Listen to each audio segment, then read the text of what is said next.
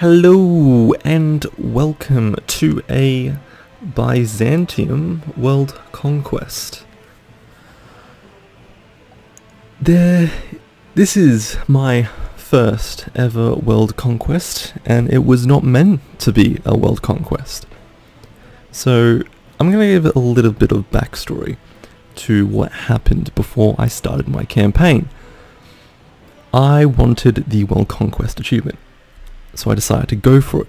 I had about 650 hours played at that point, and so I thought, I'm really familiar with France.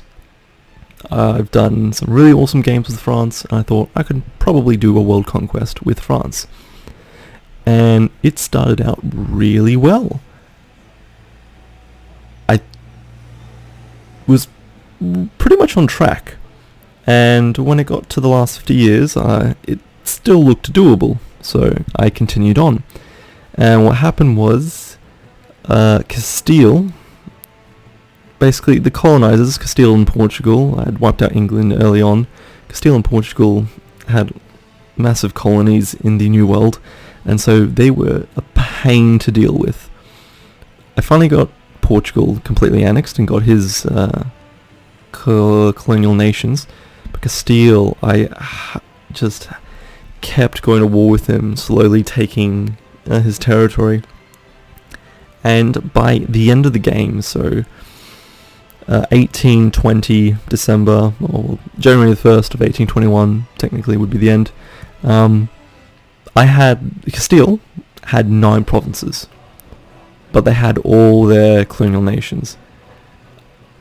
If I recall, I was negative 40 reasons from a full annexation of Castile, or Spain, and I was just devastated. I had pretty much conquered almost the entire world. If I just annexed Spain, I would have got the achievement, I would have been done, and I would have been so happy. So that did demoralize me, and I thought about what I should do next, and I was like, I just do not feel like doing another world conquest. I was just drained from just the effort, and so I thought, I'll just go for an achievement, and I decided to go for the Mare Nostrum achievement, so forming the Roman Empire and having the entire Mediterranean coastline. And I thought, you know what, I'll do that as Byzantium. There's some other achievements I can get as Byzantium, like the Restore the Empire one, which is pretty easy. You just own the Anatolia and the Balkans. So that happened, and then I had some good things come my way, and so I thought I'll just keep playing the game then. And then it kind of turned into a world conquest that surprised me in the end. So started as Byzantium. With the first couple of years, I did something. I did that. So I did one war with the Ottomans and took all my cores back. I'm not going to go through it here, but I will link in the description where I got this tactic from, how I defeated the Ottomans. It's by a YouTuber called Budget Monk, and he does a really good video on how you get this first war off with the Ottomans. Once that was done, I felt pretty good, but I didn't know where to expand, and I ended up going to Serbia. Now, instead of taking some land off Serbia, I ended up vassalizing them, which then put me in a defensive war against Venice, because Venice was attacking Serbia. And I was like, now Venice was pretty strong, and I wasn't, like, my navy was pretty crap, and Venice I think had a bigger army, but I was allied to Austria, and because technically it was a defensive war, I could call in Austria, and vassalizing Serbia basically got me some of Venice's islands, which just was very helpful, because I just wanted to get a lot of these islands out of the way. I hate sieging down islands. And there's a mission, I'm pretty sure, as Byzantium to get these islands here. So yeah, you can see I just took the islands there from Venice. I think I go against the Ottomans again. Yeah, there we go. And I gave some territory to Serbia because I didn't have the admin for it, so I just rather give it to Serbia. I think at some point I release Bulgaria, annex Bosnia with Serbia, and give it all to Serbia. I think at some point, maybe around here, maybe in the next 5 years, it's annoying that you can't see your subjects, I go attack Aragon for Naples and take Naples off Aragon. So it doesn't seem like much, but I am in a pretty powerful position. Yeah, at some point around here I take Naples. Then I kind of wait. Taking Naples was a lot of aggressive expansion with the Catholics. And the Ottomans, I didn't have a strong enough navy to compete with them and their allies. I'm pretty sure they're allied with Tunis at the time. So I was kind of focusing on my navy just to guarantee that I can cross this and they can't. And at some point I will, yep, there we go, declare war on the Ottomans and take his coastline. Hungary and some other people go to war, take Bulgaria, which is like, that's annoying because I have Bulgaria as a vassal. And Hungary was allied with Austria, so it just made things very complicated with this weird alliance. So I think I just focus on the Ottomans for a while, just wait for the peace treaty to come up, and then finish off the claims you get from the mission tree, which I think is just this one. If I take this territory, I just annex Serbia. If I take this territory, I get more claims. Oh yeah, go into a war with someone who allowed me to annex the Knights in Cyprus, so I don't have to deal with those islands anymore. I release Karaman for a bunch of cores here. I take some of the cores back, not all of them. And I think I just wait for the next truce. I think it looks pretty slow at the start. I mean, at this point in the game, I have all this territory. I have Naples. I know I have Naples by now. I have this Bulgaria tiny bit, which doesn't really matter, and Karaman. I'm not that big. It's been 70 years, and like I wouldn't think, oh yeah, I could do a world conquest from here. This is just like me having fun, me just being chill. At some point, after the next war with Ottomans, I pieced out. Okay, so I'm at war with them. I pieced out Tunisia or Tunis for that territory, and then I just got more territory from the Ottomans, gave it to Karaman, finished this mission. This here, I think, is where Hungary loses their alliance with Austria, because they start getting rebels and they just start going to the crap. As you can see, Poland, Lithuania. This ended up being really good in the long run for me. I'll talk about that later.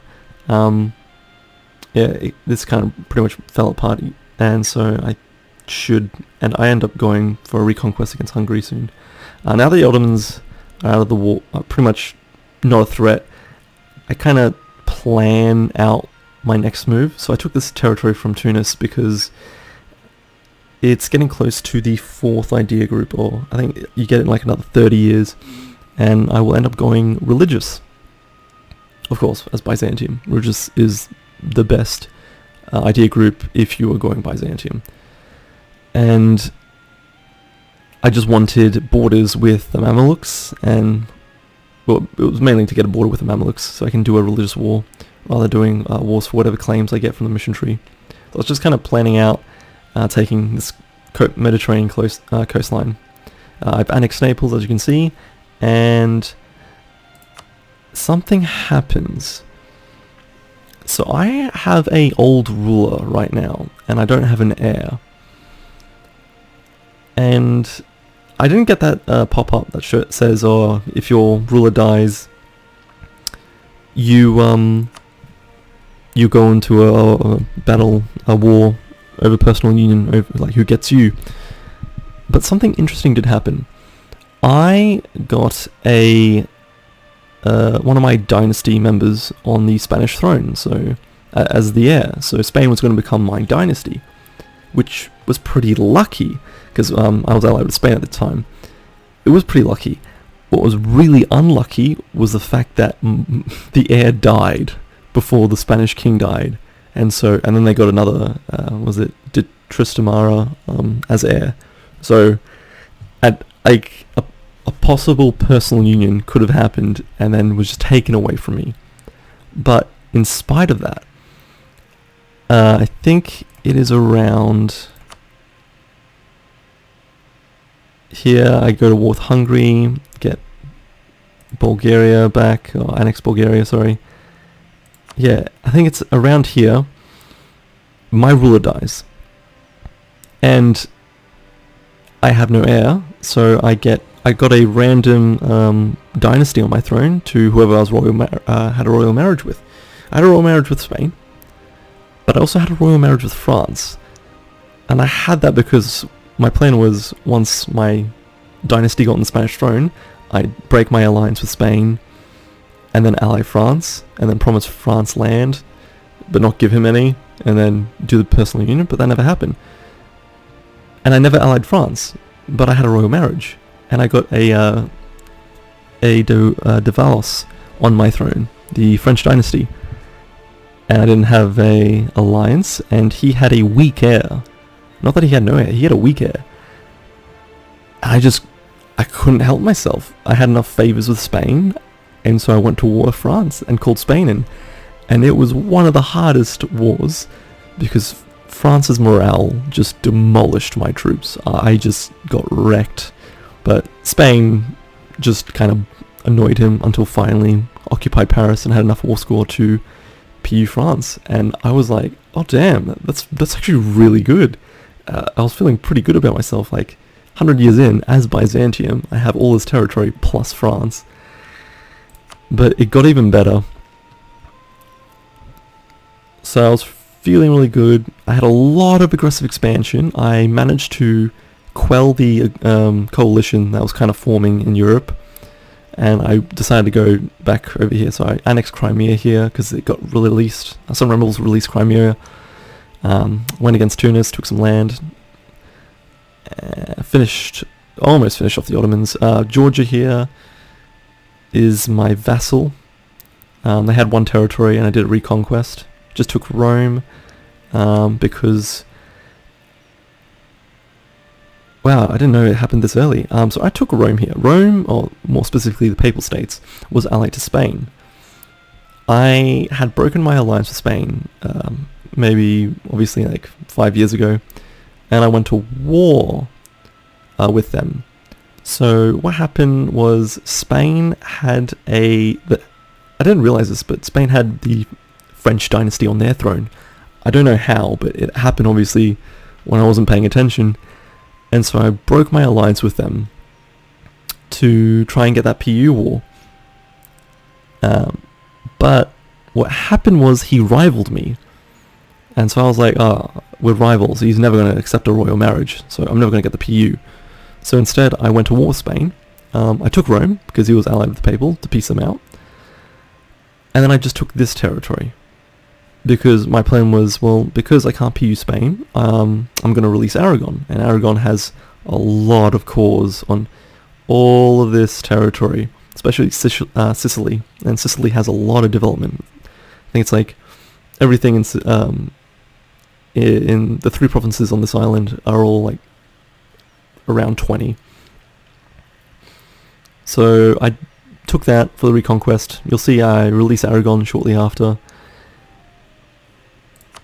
and just I think I focus back on the Muslim front. I annexed Georgia, Diplo annex, yeah, there we go. I released Aragon, and I do a reconquest at some point, pushing further into Europe because I've got a bunch of claims here from the missions. I can't remember if I fight the Mamluks or the Spanish first. Yeah, there we go. So there's a reconquest. Took a bunch of cores. I pretty much took all the islands because I didn't want to deal with them. But something funny happened here. Because I took all this Spanish territory, which was a lot of development as a reconquest, he stopped becoming my rival. I was too strong for him, and he wasn't my rival anymore. And so I just improved relations with him and royal married him. I got a royal marriage done. And now I think I push really hard on Morocco. Oh no, there's a Mamlukan war. Okay, so fight the Mamluks to take Antioch and Jerusalem. Took Jerusalem for the extra missionary. And conversion against heretics. Conquer, slowly trying to finish the Ottomans off. There we go, there's the war with Morocco. Okay, I think by this point I go to war with Spain. I think, like, when I found out we had the same dynasty and I had a royal marriage with him, I pretty much constantly checked if his heir was dead, and somewhere around here his heir dies, and I just go, alright, this is my chance, and I do a PU war against Spain, and I win, so I get both France and Spain as PU subjects. And so I was like ecstatic. I had religious ideas, and I thought, you know what, I'm going to just start taking a lot of crap. Took more territory off Morocco, more territory off the Mamelukes. I think I focus mainly on the east now. I took Alexandria because there's a mission for that, and the Byzantium mission tree. I think I took some territory here, but yeah, I'm just focusing on the Mamluks mainly. I think my next war, I should take a bunch of territory to border me with Yemen, so I can do, yep, there we go. So I do a religious war with Yemen. Funny thing happens, it's so quick. Once the war with Yemen ends... Okay, here. Ethiopia got, the rebels won and got independence, and so Ethiopia became a country basically as soon as I finished this war with Yemen, who was allied to Marhai, I'm butchering these names, blue guy. And so I had a border with Ethiopia. He was a heretic religion. He had no allies because he was just released. I thought, yeah, screw it, I'll just go into another war, and I just annexed him straight away. I was like, wow. I then, do another war with the Mamluks, weaken them, start beating up on all the people who had independence. It was guaranteeing their independence, but stopped because of me. I started making my way towards India because I really wanted to get to India. Here was annoying because the Timurids just lost a war to the Russians and the Mamluks. The Russians then guaranteed their independence. So I ended up going to the Mamluks, going to war with the Mamluks one more time. Yep, and then I go to war with the Timurids, take a bunch of territory to border India, and then India ends up looking disgusting after I'm done with it. Like, the war with, yeah, there we go. Look at that beautiful border. And so I release Punjab, give him all his cause, give him territory because monarch points are valuable, and I just start going to town on India, whilst slowly finishing off Africa, Mamluks, Timurids. Finally get a border with China because some Indian nation had a alliance with Chagatai, which was fantastic because that's what I was looking for a way to border the Chinese, Ming specifically, so I can just destroy their mandate. I think I just continue focusing on India and Indonesia. As you can see, I'm taking territory here, bought some trade companies, and then just declared war since I had a border. At some point I will finish a lot of Malacca. I should fight Ming at some point. There we go. So after this, during this war, I declared war on Mongolia, so Ming didn't get called in. Took all his forts, and it was really annoying because I got a coastline, so once this calls, I can call all of this, but currently I can't, because the plan was to connect all of this up, but Russia, obviously you can't see it, but Russia's at war with Ming as well, or I just pieced them out, but Russia's still at war with Ming, and they had taken these provinces. Ming had unsieged them when I had them, and then Russia had come in and sieged them. And so I couldn't connect my borders up, and I was so distraught, so I decided, oh screw it, I'll go to war with Mongolia. While I'm waiting for this call to be done, I'll well, the plan was I'll take a couple of territories just to link it up. What ended up happening was I just sat on Mongolia, waited for all this to core, and then just fully annexed, or almost fully annexed Mongolia. He still has a territory there. And then I just go into anyone that isn't a tributary of Ming. Slowly trying to finish off in India. This is my vassal. My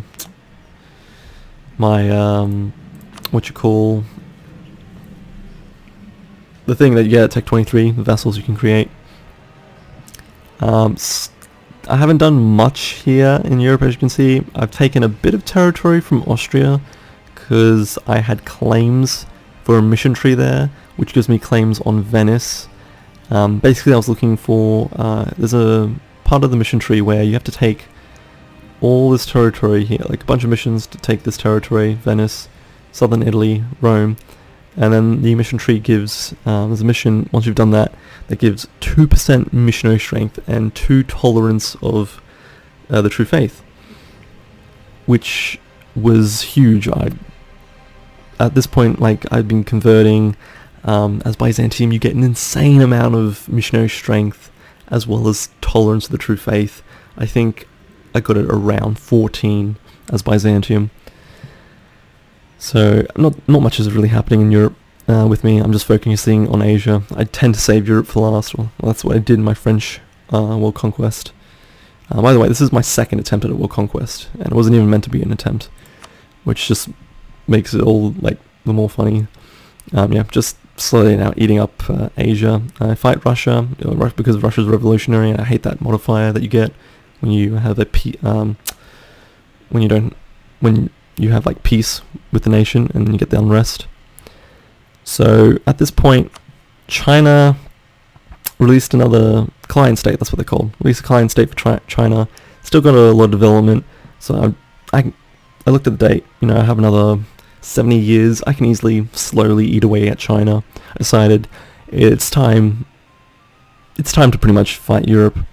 So Prussia. Prussia is a pain in the ass. They destroyed my armies, and I was like, I need to screw them over. So rather than declaring war on a elector in the Holy Roman Empire to try and dismantle it, I decided just to go for Prussia, take their land and weaken them. I released this client state called G because why not? It was very high developed. I finish off a bunch of more missions from the mission tree. Finish off Provence because France had some claims on them, so they could call them quicker. And I go to town on Europe.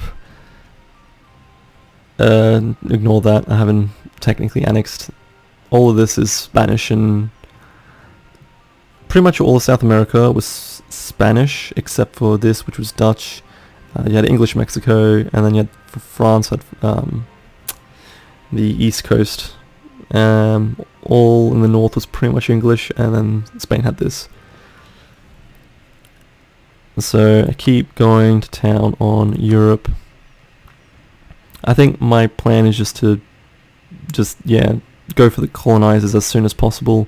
So as you can see, England and Portugal have so much territory in Africa, and they have a bunch of territories here. I finally annex France, so I start trying to take land off the colonizers in Africa, whilst every now and again coming back to Europe and fighting anyone who's weak. So I take a bunch of land from Portugal. Just a bit. I think I mainly went for his islands because I don't want to deal with his islands. I did the same thing. Wow, I went for the... Oh yeah, at this point the Holy Roman Empire did not exist. I had dismantled it. I didn't realize I went to war with Cologne so early. Huh. I thought I went to war with England more. Actually, that's the one regret I have, is not going to war with England as much. I went to war. Russia's really big, so I'm just slowly eating him up. There we go. I screw over Portugal, and then I should have my sights on England next. Take a bunch of Portuguese land in Africa. Yep, there we go. Took a bunch of English territory. I think I went to war with them again by fighting Scotland. Yep, there we go. Full annex Scotland, and I think I pieced out England for the rest of his African territories. in the east, yeah, Ming was easy. All I did was feed him to the client states, finish off his tributaries, and I should explain what happened here. Japan didn't own all of Japan. This half of Japan was Portuguese. Portugal had invaded Japan and taken half, like this portion. And so when I went to war with Portugal, I just took everything he had in Japan because he had no forts here. And so it just made it easier at conquering Japan, although Korea also has some territory. So I think I've only done, one war with Japan so far. The rest was just Portuguese and Korean.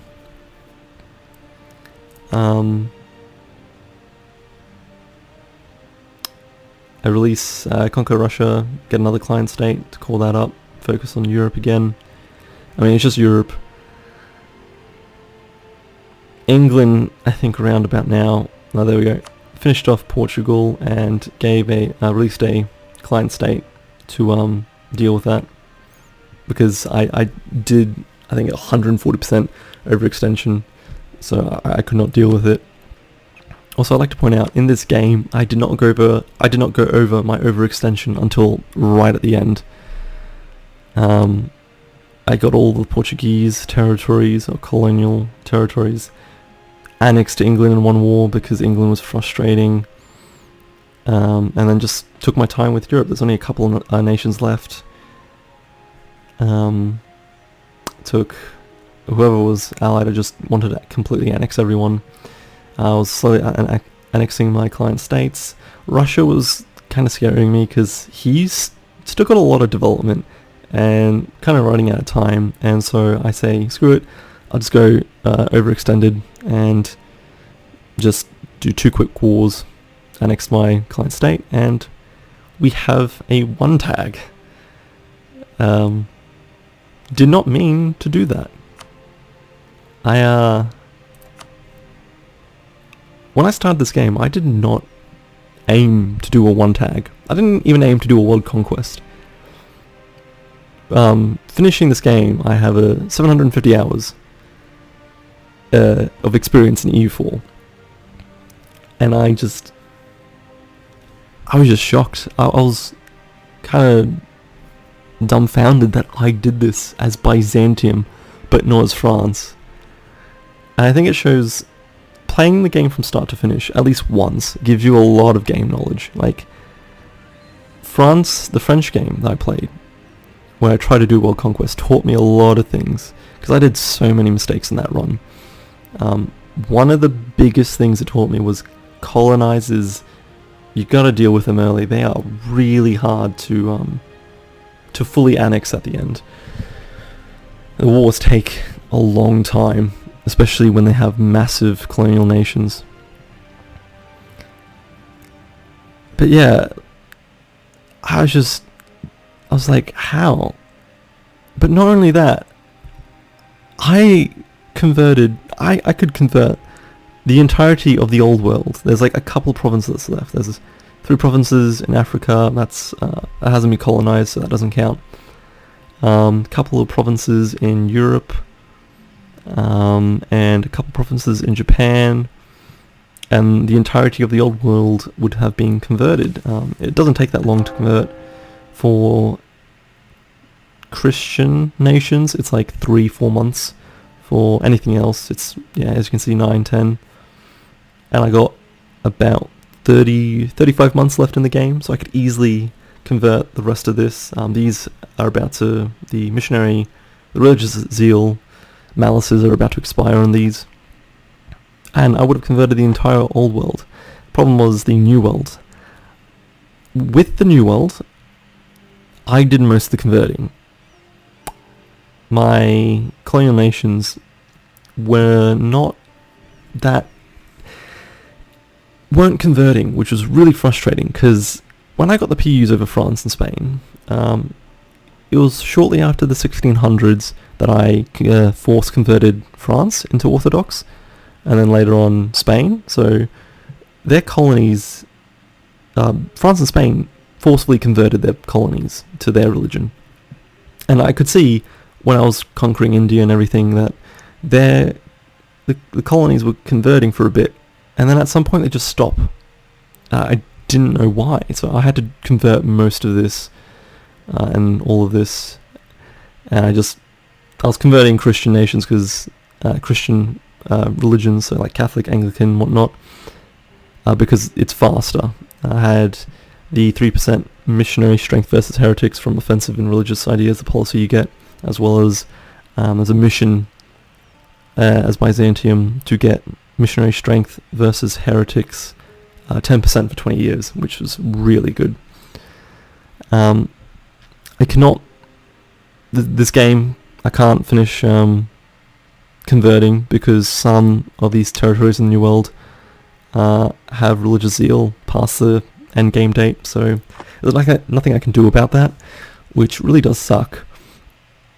Also, something I found out that's really annoying is provinces like these I can't convert because they have a colonist working on the settlement. They have a colonist working on a 25 dev settlement to improve the development. And because of that, I can't convert that. I've been trying to convert this one province for, I think at this point it's been like 20 years. Because I saw that modifier, I was like, oh, why can't I convert this province in the New World? And it's like, oh, there's a colonist there. And I'm like, why? And I thought, maybe they'll move it and I can convert it later. They still haven't moved it. It just irritated me because I don't know. I'm not doing a one faith anytime soon. This was enough of a mental struggle to complete. But I don't know, with how colonial nations convert, one faith just seems to be like a massive hassle. But I mean, I'm really surprised at how close I got to converting the entirety of the old world. The fact that I finished a world conquest as Byzantium, I just did not expect it. I didn't plan for it, and it's like a happy little surprise. So I will show some stats. It was really annoying that I got really crappy admin guys like right at the end. It was kind of hurting me on admin, but every time I could, I just inherit my heir until I got a good admin ruler. I didn't care about the other monarch points, and it really got to that point where I had a heir that was a 511, which is 7 monarch points in total, and I was like, yeah, that's good. If he has 5 in admin, it's good. So I kept him. Yeah, usually had pretty much level 5 advisors the entire time. I don't know what. I think I did this to quickly annex the last of my subjects. Empire, Byzantium, all the same. Yeah, money, as you can expect, is a lot when you conquer the world. Tech, I managed to keep up with tech in Diplo and military, but not in admin. I was really struggling with admin, and I could have spread my monarch point distribution out better by handling my client states a little bit better. I did better than last time with my French campaign. I wasn't even able to annex my vassals by the end. This I did much better, but plenty of room to improve. Learn a lot of things.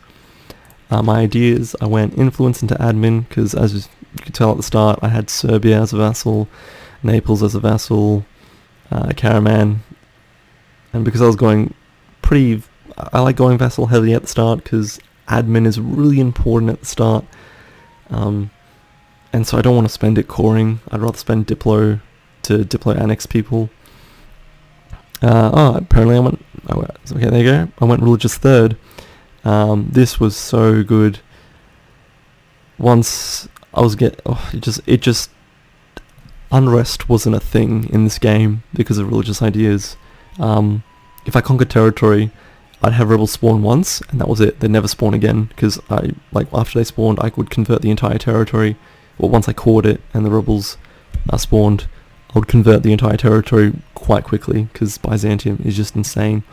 Quantity ideas, I was having some issues with manpower, but I hadn't got the Thame system, which is a mission as Byzantium, which gives you 25% more manpower, and this kind of became redundant after a while. Diplomatic to take more land.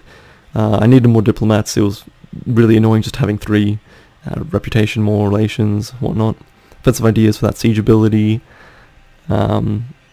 Also, Diplo and Offensive gives you missionary strength policies. Diplo gives you 1% missionary strength plus 20% religious unity, and Offensive gives you 3% heretic missionary strength and 20% religious unity. And I went quality because I was having a little trouble with Prussia in terms of unit. My army just getting wrecked by them, and I never got to Tech 29 to unlock the last idea group. Finished all the missions. Really good. I really like the unique Byzantium missions. I can form a Roman Empire if I want. Country's kind of in chaos from that last war with Russia. There's a bunch of... I didn't actually finish off the Russian troops, so I just finished the war and said, yeah, I'm all good. I got the achievement, I'm happy. Yeah, so there we go. I got 13.3 tolerance of the true faith. That is 13.3 unrest reduction on all of these provinces. It was so good. I was getting... when I got overextended with Russia, I got the separatist sentiment thing that you get when you're over 100% overextension, and it didn't cause any unrest in the provinces that it said it would, because with the 13.3 tolerance of the true faith, I had also another 1 national unrest from trading wine, and obviously legitimacy gives you more unrest reduction, and so I pretty much had 15 unrest reduction everywhere. Obviously Europe, it was a different story because there was still separatism from all the conquests, but yeah, I pretty much never got any unrest. It was such a good game. I never thought you could get this without humanism, but apparently you can. I was just very surprised at religious ideas paired with Byzantium.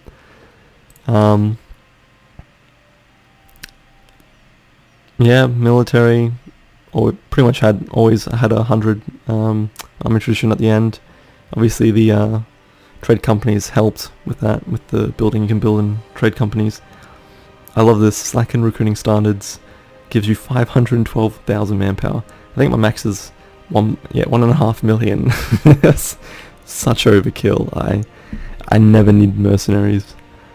Yeah, all my colonial nations, trade companies, kept the influence of my estates high because desperately I always needed those monarch points, and whenever I could I'd always take them.